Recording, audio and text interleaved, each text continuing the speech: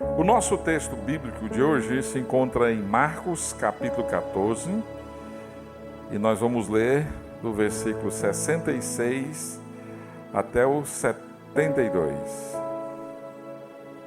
que é o que nós conhecemos como a queda de Pedro, quando Pedro negou o Senhor Jesus. Essa é uma história bem conhecida e só é conhecida porque Pedro humildemente nos contou, porque ela acontece numa circunstância muito individual, muito particular, entre ele e os acontecimentos ao redor. E ele não tinha nenhuma razão para contar para outras pessoas. Mas como nós sabemos que o Evangelho de Marcos também é o Evangelho de Pedro, Marcos era discípulo de Pedro, foi treinado por Pedro, e foi o próprio Pedro que contou essa história inúmeras vezes para o jovem Marcos, com a intenção de alertá-lo para que ele não trilhasse pelo mesmo caminho que ele trilhou, por esse processo de queda. E Marcos, da forma como ele coloca aqui, nos permite identificar alguns passos, algumas etapas nessa queda de Pedro. E isso só para nos lembrar de que o nosso fracasso, a nossa queda, é sempre um processo. Ninguém cai repentinamente. Ninguém cai do nada. Há sempre um processo que leva a uma queda. E Pedro faz exatamente isso. E normalmente, há etapas que nós não precisamos seguir e podemos romper com esse quadro aqui. Como é que isso acontece? Como é que isso se dá na vida de um discípulo? Porque discípulos, às vezes, caem. Aqueles que estão seguindo o Senhor Jesus estão sujeitos à queda. E essas quedas podem vir de diversas formas. Se o pecado, uma das definições do pecado é não acertar o alvo, ou seja, Deus tem um alvo para você, como homem, como mulher, como crente em Jesus Cristo, e quando você não acerta esse alvo, você está pecando, você está saindo da rota. E essa queda pode se dar em diversas áreas. Não é simplesmente na área moral, como a gente normalmente gosta de pensar, mas pode estar relacionado com fracasso em ser um esposo segundo o coração de Deus, de ser uma mulher segundo o coração de Deus, de ser um bom funcionário na obra que você trabalha, questões financeiras desviando recursos, enfim. Não dá para a gente limitar a uma coisa só. Mas a história diz que Pedro negou Jesus. Vamos ler essa história. Marcos capítulo 14, versículo 66. Diz assim: estando Pedro embaixo no pátio, veio uma das criadas do sumo sacerdote e, vendo a Pedro, que se aquentava, fixou-o e disse: tu também estavas com Jesus o Nazareno. Mas ele o negou, dizendo: não o conheço, não compreendo o que dizes. E saiu para o alpendre, e o galo cantou. E a criada, vendo-o, tornou a dizer aos circunstantes: este é um deles. Mas ele outra vez o negou. E pouco depois, os que ali estavam disseram a Pedro: verdadeiramente és um deles, porque também tu és galileu. Ele, porém, começou a praguejar e a jurar: não conheço esse homem de quem falais. E logo cantou o galo pela segunda vez. Então Pedro se lembrou da palavra de Jesus, que Jesus lhe dissera: antes que 2 vezes cante o galo, tu me negarás 3 vezes. E, caindo em si, desatou a chorar. Por que os discípulos às vezes fracassam? Porque um seguidor de Jesus, podendo estar seguindo a Ele muito tempo, pode fracassar, pode cair. Algumas coisas a gente pode observar na vida de Pedro. Primeira coisa, Pedro se orgulhava demais. Pedro se gabava demais acerca de si. E aí no capítulo 14, você volte um pouquinho aí, e o versículo 29 desse capítulo, olha só, Jesus está falando uma profecia aqui no versículo 27 e 28, e depois, vou ler o 27 também para a gente linkar as coisas aqui. Então lhes disse Jesus: todos vós vos escandalizareis, porque está escrito: ferirei o pastor e as ovelhas ficarão dispersas. Mas, depois da minha ressurreição, irei adiante de vós para a Galiléia. Disse-lhe Pedro: ainda que todos se escandalizem, eu jamais. Respondeu-lhe Jesus: em verdade te digo que hoje, nesta noite, antes que 2 vezes cante o galo, tu me negarás 3 vezes. Mas ele insistia com mais veemência: ainda que me seja necessário morrer contigo, de nenhum modo te negarei. E assim disseram todos. Jesus disse que haveria ali um escândalo. Eles seriam escandalizados aqui. Escandalizar significa caçar usando armadilhas, ou fazer alguém cair por meio de trapaças, por meio do engano. Pedro, o que chama a atenção aqui, ele estava muito seguro de si. A autoconfiança saía pelos poros. Parece que ele é inabalável. O mundo poderia se desabar, mas ele não ia arredar um pé da confissão que ele tinha feito a respeito de Jesus. Ele se apresentou aqui como sendo um homem imbatível. Ele se apresenta como sendo o único, quando ele diz: olha, ainda que todos venham negar ao Senhor, eu vou permanecer aqui. Cheio de confiança. Ele tinha esquecido que a vida arma algumas armadilhas, que as melhores pessoas podem cair. O orgulho fez com que ele esquecesse das armadilhas que a vida normalmente arma. Ele se esqueceu de que os melhores podem escorregar e cair. Por um momento ele esqueceu da debilidade humana. Por um momento ele esqueceu da fragilidade dele. Por um momento ele esqueceu que era um ser humano e por isso vulnerável às tentações, aos dardos inflamados do maligno.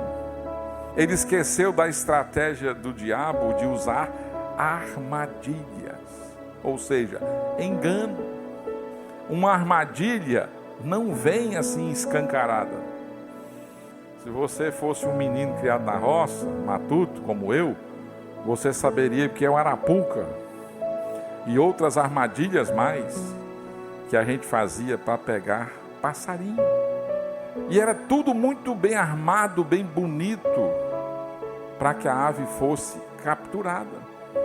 E às vezes a gente toca a nossa vida e a gente fica tão seguro de si, tão autoconfiante nas nossas conquistas, naquilo que nós achamos que somos, nós esquecemos das armadilhas.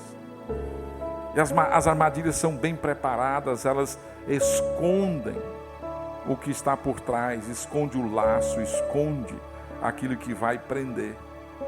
Aí Pedro está muito seguro aqui. Ele se gaba demais.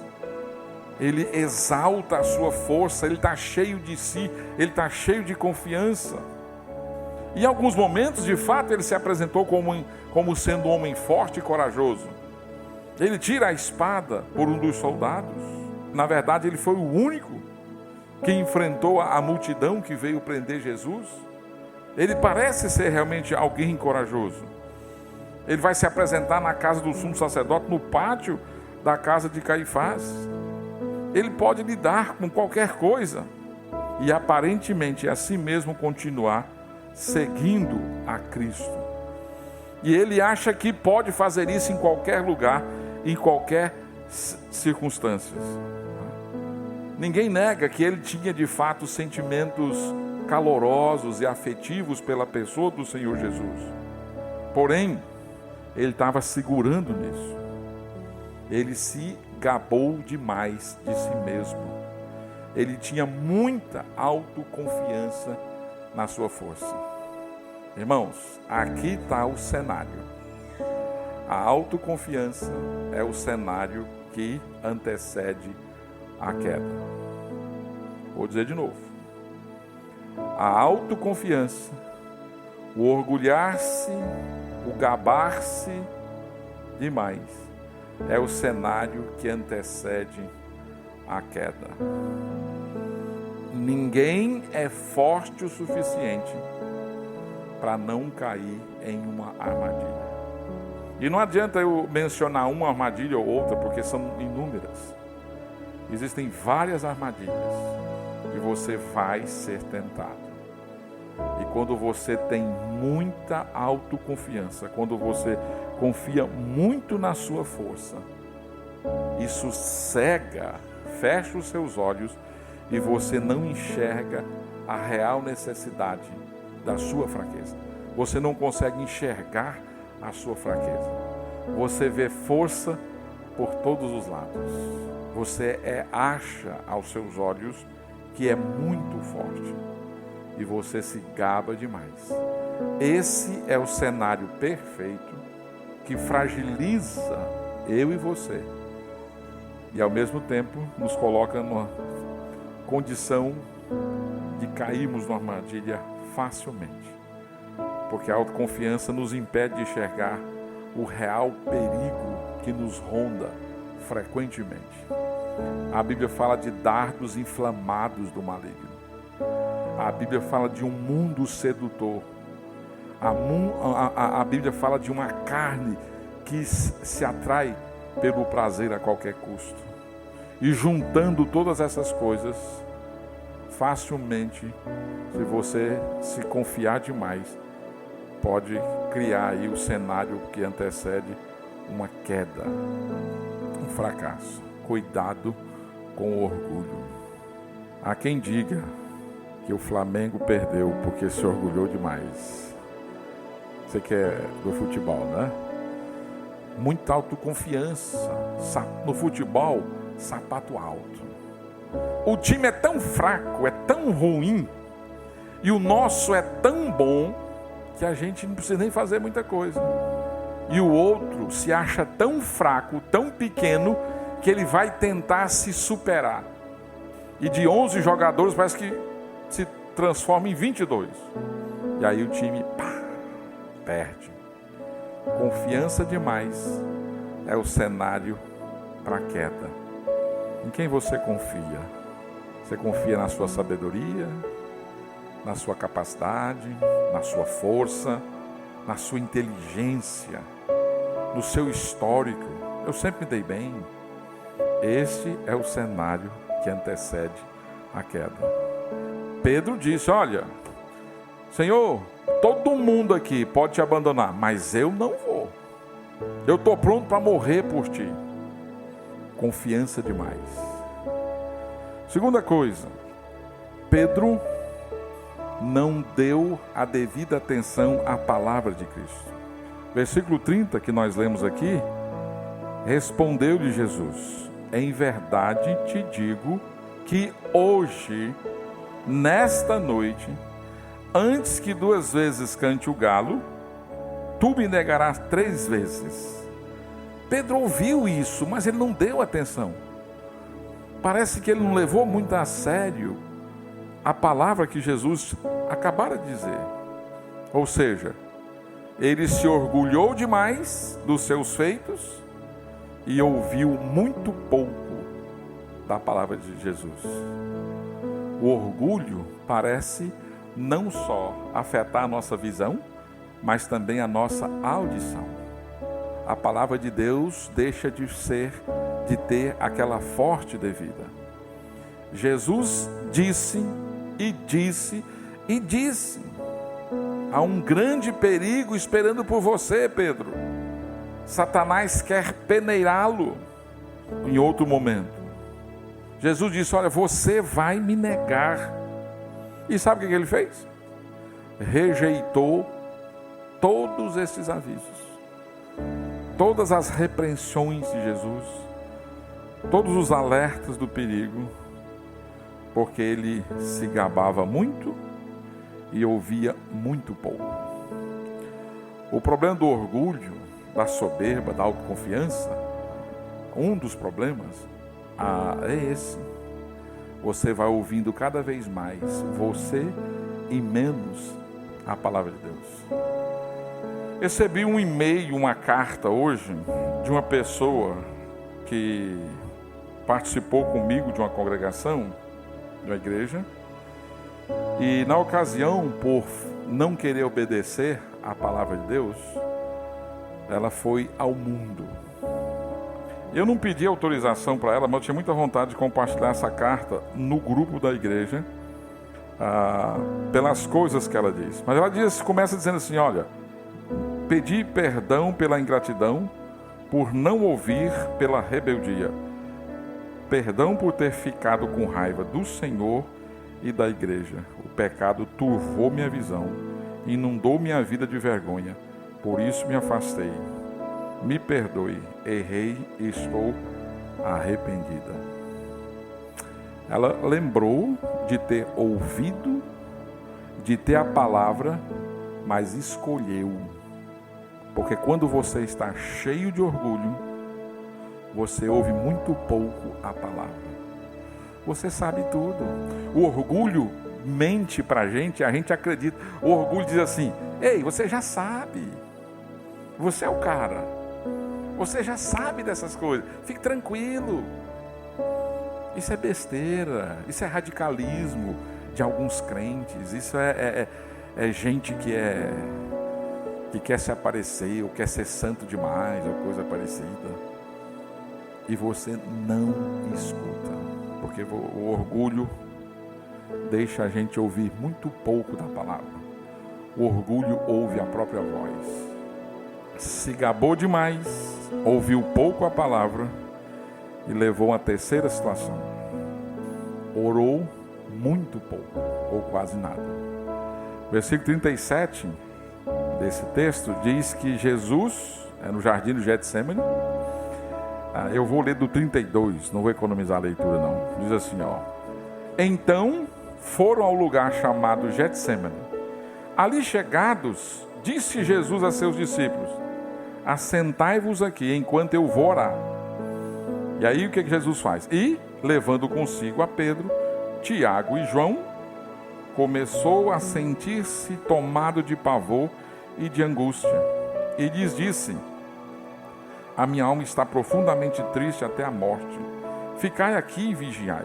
E, adiantando-se um pouco, prostrou-se em terra e orava para que, se possível, lhe fosse poupada aquela hora. E dizia: Abba, Pai, tudo te é possível, passa de mim esse cálice. Contudo, não seja o que eu quero, e sim o que tu queres. Voltando, achou-os dormindo. E disse a Simão Pedro: Simão, tu dormes? Não pudeste vigiar nem uma hora? Vigiai e orai, para que não entreis em tentação. O espírito, na verdade, está pronto, mas a carne é fraca. Retirando-se de novo, orou, repetindo as mesmas palavras. Voltando, achou-os outras vezes dormindo, porque os seus olhos estavam pesados e não sabiam o que lhe responder. E veio pela terceira vez e disse-lhes: ainda dormes e repousais? Basta. Chegou a hora, o Filho do Homem está sendo entregue nas mãos dos pecadores. Levantai-vos, vamos. Eis que o traidor se aproxima. Olha só. Você percebe uma sequência?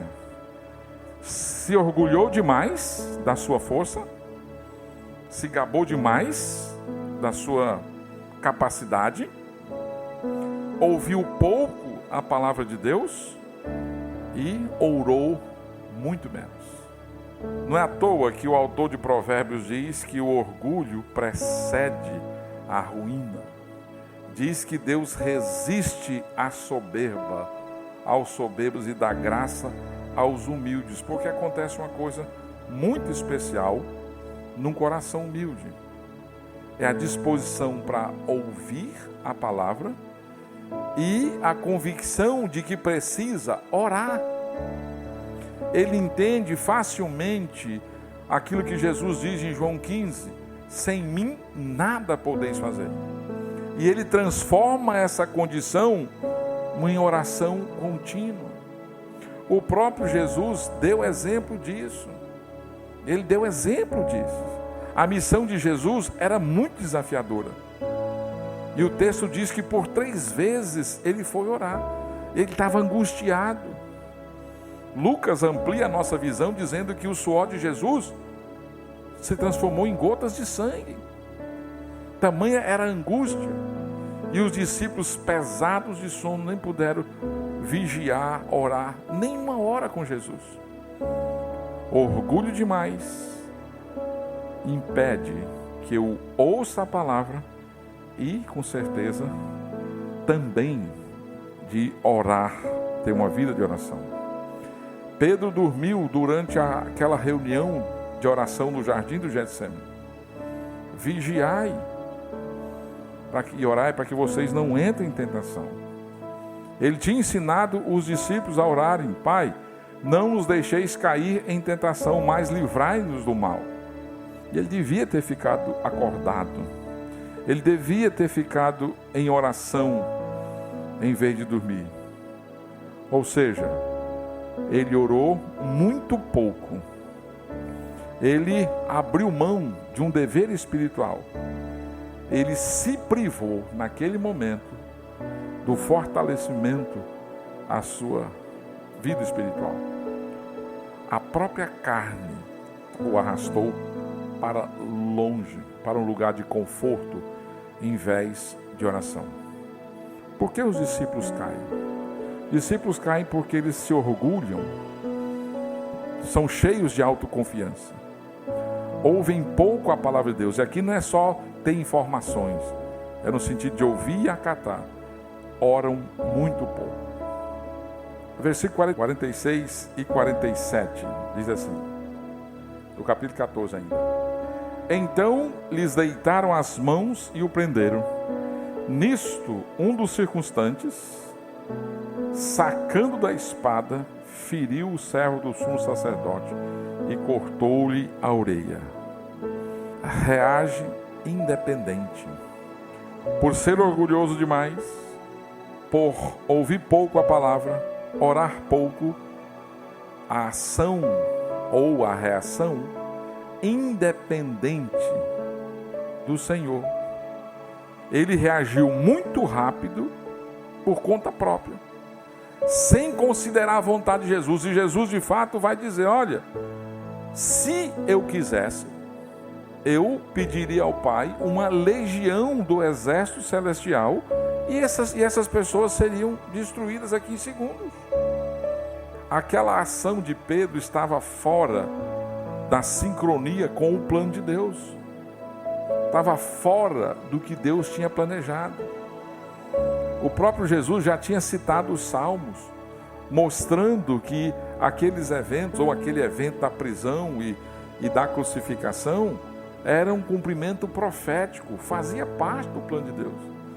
Jesus vai dizer: olha, a minha vida ninguém tira de mim, eu a entrego. Jesus deu a vida dele. Jesus não morreu porque ele morreu porque não tinha força, ou porque o povo era poderoso demais. Não, ele se entregou.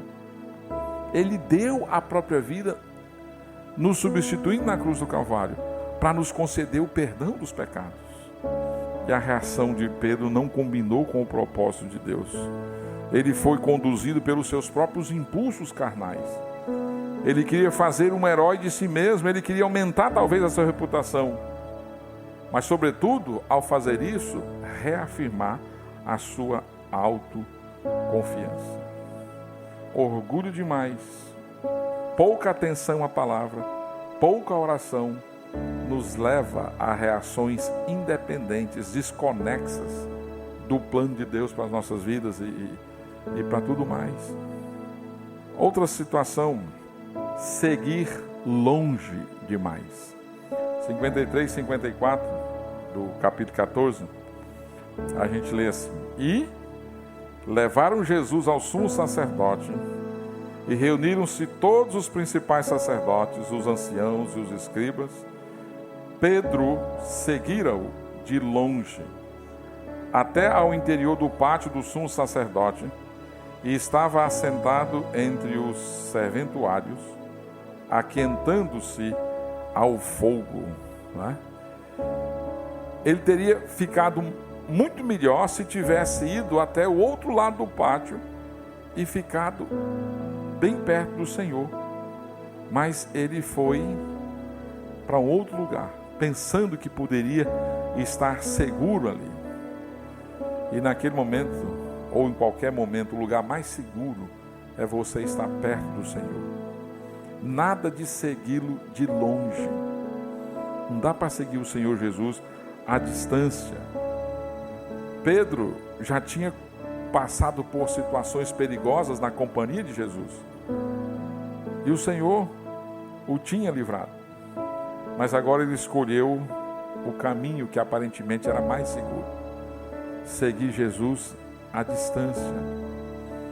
Ele pensou que poderia ser o lugar mais seguro para ele ali. Ele está misturado agora. Está aquecido pelo calor das pessoas que não amam Jesus, das pessoas que prenderam Jesus. Ele se sentou na roda dos escarnecedores, querendo que na verdade ninguém soubesse quem ele era. Tentou seguir de longe. É bom que ninguém saiba que eu sou crente aqui. O dia que esse pessoal ficar sabendo que eu sou crente em Jesus Cristo, eu vou ter que dar muitas explicações. Então eu quero ficar calado aqui para que nada disso possa acontecer. Mas na verdade, você precisa seguir a Cristo de perto. Você precisa ficar perto de Jesus. Nada de segui-lo à distância. Vangloriou-se muito, ouviu muito pouco, orou muito pouco, agiu muito rápido e seguiu de longe. O resultado? Caiu. O resultado foi queda. Talvez essa tenha sido o momento mais escuro da história de Pedro. Ele estava presenciando o evento central da história, que era a morte de Jesus e a sua ressurreição. Jesus está em julgamento, prestes a ser executado, e Pedro não é páreo para as forças do inferno. Ele chegou ao topo. Ele foi chamado por Cristo. Ele foi encomendado por Cristo. Pedro foi separado por Cristo, foi amado por Cristo, foi ensinado por Cristo, recebeu as chaves do reino de Cristo, tinha uma grande missão, recebeu poder para realizar milagres, curar doentes, expulsar demônios, teve a missão de liderar os 12 apóstolos, foi um pregador privilegiado. Ele pregou o sermão mais importante da história, em Atos capítulo 2. Mais de 3.000 pessoas se converteram naquele dia. E aqui agora, ele caiu no lugar mais baixo. Negou o próprio Senhor Jesus, aquele que ele confessou. Irmãos, se a história tivesse terminado aqui, era muito triste a história de Pedro. Mas se você ler, por exemplo, o capítulo 21 de João, você tem ali indicativos do processo de restauração de Pedro. Deus deu a ele, Jesus Cristo deu a Pedro uma oportunidade para ele confessar seu amor 3 vezes. Parece que de propósito, pelo fato de Pedro ter negado Jesus 3 vezes. E Pedro é restaurado. Jesus diz: apacenta as minhas ovelhas, cuida dos meus cordeiros, seja o meu pastor. E ele é. Na primeira parte do livro de Atos, o livro de Atos tem 2 personagens principais. Até o capítulo 9, Pedro. Do capítulo 9 em diante, é Paulo. Mas Pedro, na primeira parte, ele é a figura central. Ele é o protagonista, ele é o pregador, ele é o apóstolo que tinha autoridade, grandemente usado por Deus. Ou seja, Pedro foi restaurado. Jesus tinha dito, conforme o registro de Lucas, capítulo 22, 32, sua fé não falhará.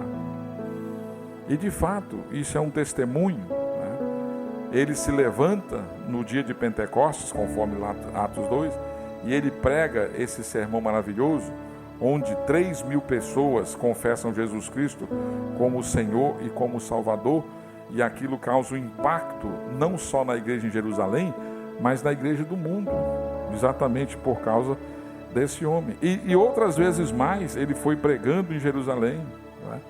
Ele cresceu, ele foi um protagonista. Teve outros vacilos menores com aquela questão dos judaizantes ou coisa parecida, mas ele é uma grande figura aí no plano de Deus. Pedro restaurado. Isso é uma grande lição que traz esperança para nós, não é? Nós não precisamos ser autoconfiantes, confiar na nossa própria força, na nossa própria glória, mas nós precisamos entender que a fraqueza da nossa carne, o reconhecimento da nossa fraqueza, prepara-nos contra o tipo de postura que levou Pedro à queda. O reconhecimento de quem nós somos, o entendimento de que nós somos falíveis, que nós somos pecadores, que nós somos fracos, prepara-nos para não trilhar no mesmo caminho que caiu Pedro.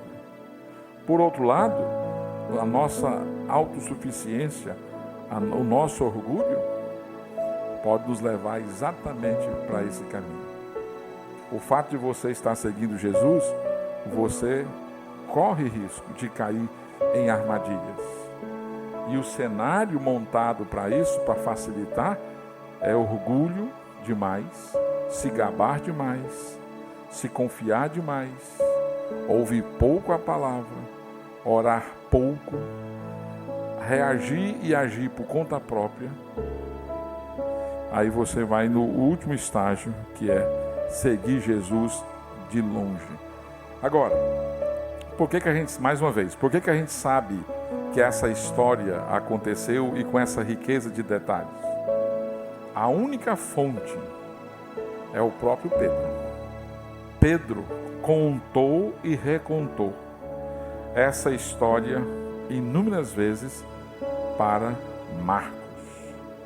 O Evangelho de Marcos, alguns chamam de Evangelho de Pedro, é a pregação de Pedro transcrita aqui.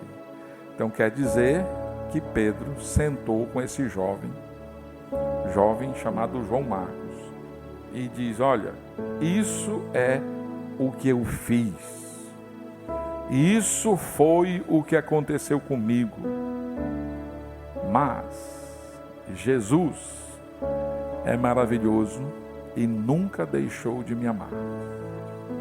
Pedro não contou essa história para se gabar do seu fracasso, mas ele contou dessa história para dizer para Marcos que ele nunca, Jesus nunca deixou de amá-lo. Eu fiz isso aconteceu comigo, mas Jesus restaura. Se no primeiro momento a mensagem é de alerta, de deixar a gente assustado, pelo menos eu fico olhando para esses detalhes, o outro lado é de esperança. Jesus restaura. O pecador arrependido, o coração quebrantado. Então Jesus disse isso para o jovem João Marcos. Ele disse para outras pessoas também: eu o machuquei, eu o traí dessa maneira. Entretanto, ele perdoou os meus pecados. E ele continua fazendo isso, me amando, e pode fazer o mesmo com você. Como estás? Como é que está a sua vida? Prestes a cair? Preste atenção aos avisos luminosos. Luzes, luzes, luzes. Talvez você não está enxergando. Talvez você está seguro demais. E por isso você tem dado pouco ouvido à palavra. E por isso você tem orado pouco.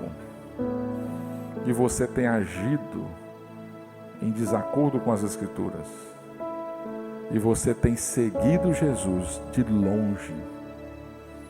Preste atenção nos luminosos. Um irmão, uma palavra, a leitura de um livro, uma história, um exemplo aqui e acolá.